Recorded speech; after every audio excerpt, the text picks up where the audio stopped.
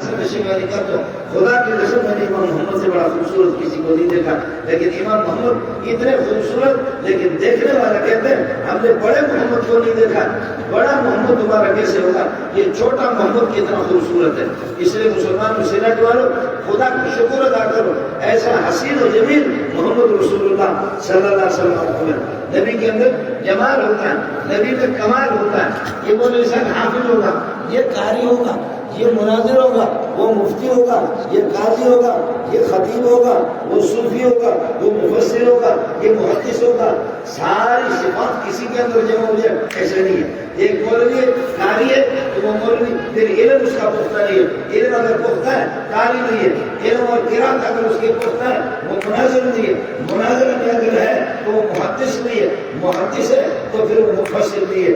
یہ ساری صفات کسی کے اندر جمع ہو جائیں، یہ سارے کمالات، سارے صفات کسی کے اندر جمع ہو جائیں۔ پیارے پیغمبر صلی اللہ علیہ وسلم فرماتے ہیں علمت علم الاولین والآخرین، آدم سے لے کر کے عیسیٰ علیہ السلام تک جتنے انبیاء کے کمالات خوبیاں سارے محمد کے سینے میں جمع ہیں۔ ہمارے پاس تو ایک علم آتا ہے، ہمارے پاس ایک کمال آتا ہے، تو پھر یہ کہ اللہ پگلا کرے ہم پھول جاتے ہیں، پھٹ جاتے ہیں، ہم اس کو بولتے ہیں۔ آپ نے مینڈک دیکھا ہے نہیں دیکھا؟ میں مینڈک نہیں پوچھ رہا، مینڈک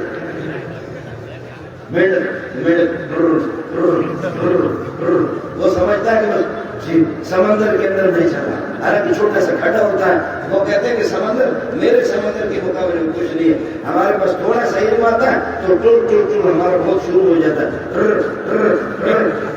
لیکن علم کو برداشت کرنا اس کے لیے بھی تحمل چاہیے۔ اس کو ابوبکر برداشت کرے گا، عمر عثمان علی برداشت کریں گے، اس کو محمد رسول اللہ برداشت صلی اللہ علیہ وسلم۔ اس لیے جمال اور کمال، جمال اور کمال فرماتے علم تو علم الاولین والآخرین، اور نوال کہ آپ کے احسانات اور آپ کی سخاوت، آپ کی سخاوت۔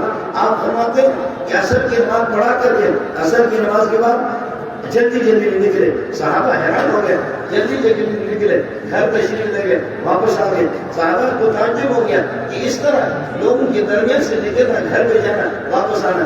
فرمایا وہاں سونے کا ڈلیا اور چاندی کا ڈلیا میرے گھر کے اندر رکھا ہوا تھا، مجھے محمد کو یاد نہیں رہا، میں نے نماز پڑھائی، پھر مجھے یاد آ گیا کہ سونا یا چاندی کا یہ ڈلیا میرے گھر کے اندر رکھا ہوا، مجھے برداشت نہیں ہوا کہ اسی میں اگر نبی کی روح نکل جائے اور یہ سونا اور یہ چاندی بغیر صدقے کے فقیروں کو میرے بغیر میرے گھر میں رہے، اس لیے میں فوراً جا کر کے گھر والوں کو کہا اس کو صدقہ کر۔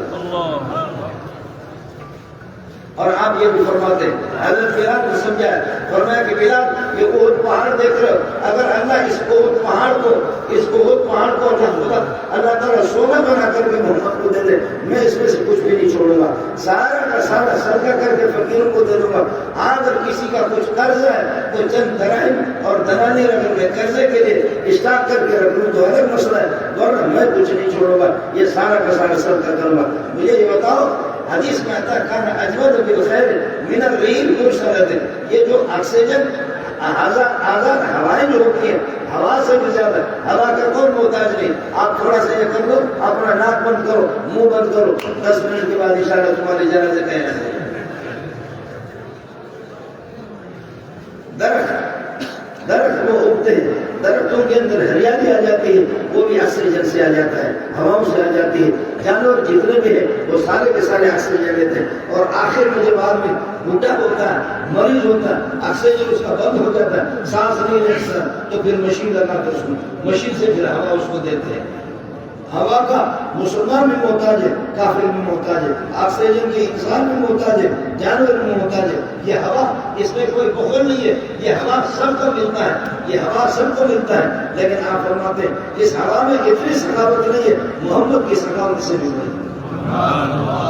جس کا محتاج یہ ہے کہ اللہ کو بھلا کرے، جس کا محتاج پوری دنیا ہے، جمال، کمال اور نوال اور قرب۔ مسلمانوں سمجھ لینا، نبی کو جو قرب حاصل ہے آپ کے ساتھ، جو رشتہ حاصل ہے، وہ والدین کا نہیں ہے، والدین پیچھے ہیں، نبی آگے۔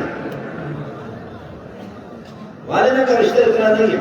اگر ابا کہتے چھت سے اپنے آپ کو گراؤ، حرام نہیں گرا جاتا۔ ابا کہتے پہاڑ سے اپنے آپ کو گراؤ، گرانا حرام ہے۔ علماء نے مسئلہ لکھا کہ فرض کر لو، اگر نبی بتا دے کہ چھت سے اپنے آپ کو گراؤ کہ فرمایا واجب ہوگا کہ ہم ادھر بن جائیں. اس لیے نبی کا جو رشتہ ہے نبی کا جو تعلق ہے، نبی کو جو قرب مجھ سے اور آپ سے وہ والد کا نہیں ہے، وہ عام مسلمانوں کا نہیں ہے، وہ پیر طریقہ کا نہیں ہے. لہٰذا جب آپ صلی اللہ علیہ وسلم اتنا ہم سے قریب ہے، ہم آپ کے قریب اس قرب کا تقاضا چاہیے، اس قرب کا تقاضا یہ ہے کہ ہم یہ وفاداری کا ثبوت ہے، ہمدردی کا ثبوت ہے، اور ہم اپنے وعدوں کو پورا کریں کہ ہم نے جو آپ سے وعدہ کیا ہم آپ کی امتی ہے. آپ صلی اللہ علیہ وسلم کے طریقوں کو سامنے رکھ کر کے، آپ صلی اللہ علیہ وسلم کے طریقوں کو سامنے رکھ کر کے زندگی گزاریں گے. دینداروں کے ساتھ آپ کا تعلق ہوگا، مدارس کے ساتھ آپ کا تعلق ہوگا، علماء کے ساتھ آپ کا تعلق ہوگا. کہتے مولوی نے کیا کیا، مولوی کیا کرنا، آپ کو کار دینا، آپ کو روٹی دینا. مولوی خود ایک بات کیا ہے، آپ کو کیا کر لیں.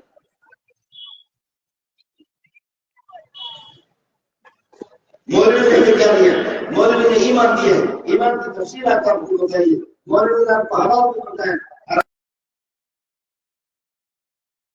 یہی تفصیل ہے، یہی مولوی اور کیا چاہیے آپ کو.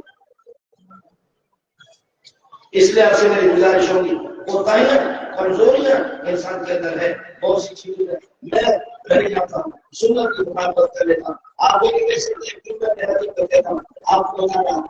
مجھے میرے بزرگوں کو جہاں بھی ٹھوکر لگی، آگے جاتے جاتے ٹھوکر لگی، گرے اور ناک سے خون آیا ہے اور پریشان ہوئے، کمرے بند کر کے روتا بھی نہ ہوں. کیا ہوا تو پیچھے لے کر کے کسی سنا.